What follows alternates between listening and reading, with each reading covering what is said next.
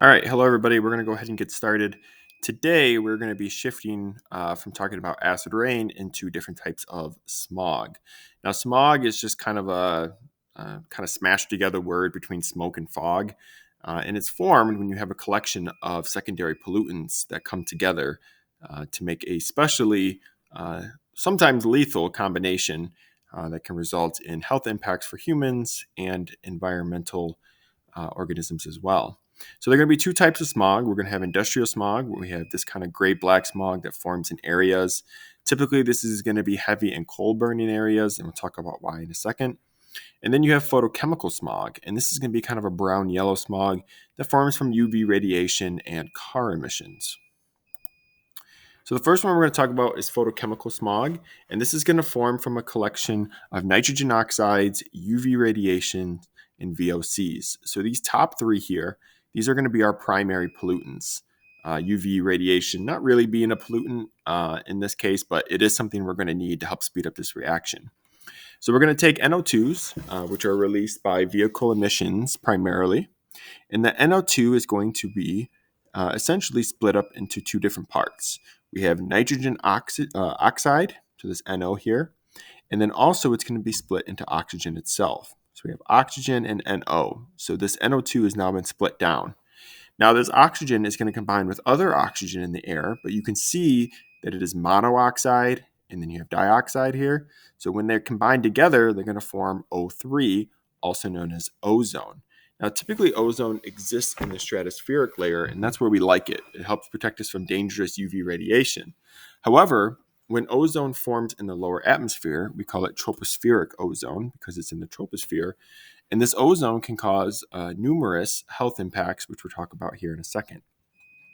Now, the NO down here is going to combine with something called VOCs. Now, we have not talked about VOCs yet, but VOCs are volatile organic compounds. And essentially, volatile organic compounds are things that become a gas in normal atmospheric conditions. You've been around a lot of VOCs in your life, even if you haven't known it.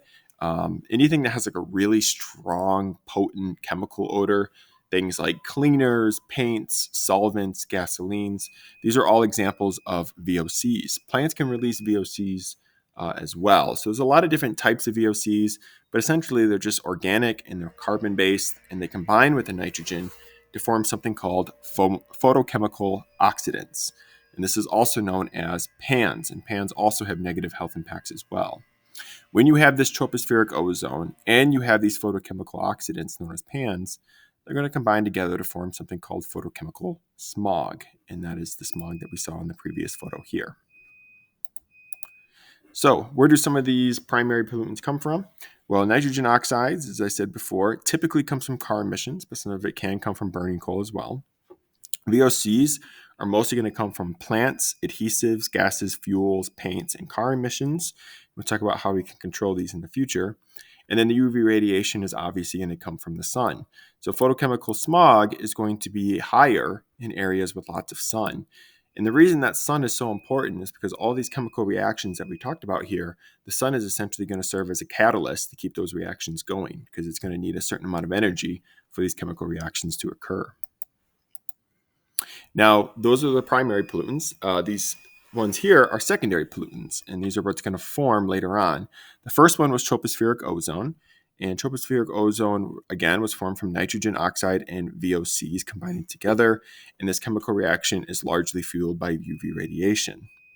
As I said before, PANs are also going to be formed from nitrogen oxides and VOCs, and the chemical reaction is also fueled by UV radiation. So both of these are kind of the same.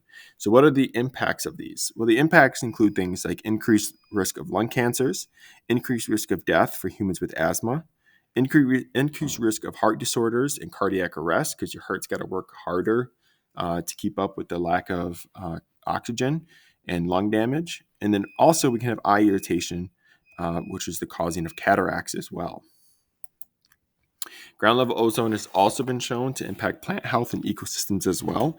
You can see a study here in which they took tropospheric ozone grown plants and non tropospheric ozone grown plants, and you can see that ozone has a pretty large impact in terms of overall photosynthetic health in its leaves. Now, the last one we need to talk about is industrial smog. Industrial smog's a little simpler. Essentially, what's going to happen is sulfur is released from coal and oil when it's burned for electricity production, and that's going to form sulfuric oxides, which we see here. Now, the sulfuric oxides can combine with water in the air to form sulfuric acid, which we already talked about. Now, the other thing that's going to be released during this burning is something called PM, or particulate matter, also known as soot. Essentially, it's like gray flakes that come off the coal as it's being burned. So, industrial smog has this gray black color because little flakes of coal, really small ones called particulate matter, essentially accumulate in the air with all of this sulfur and sulfuric acid. Now, this also can cause lung and eye issues, and we'll look at a video of it tomorrow in class to kind of look at a case study where this occurred in the UK. This is the video here. If you want to get a head start and watch it beforehand, you're more than welcome to, but we'll watch it tomorrow in class as well. So that's going to be it for today, and I will see you all tomorrow.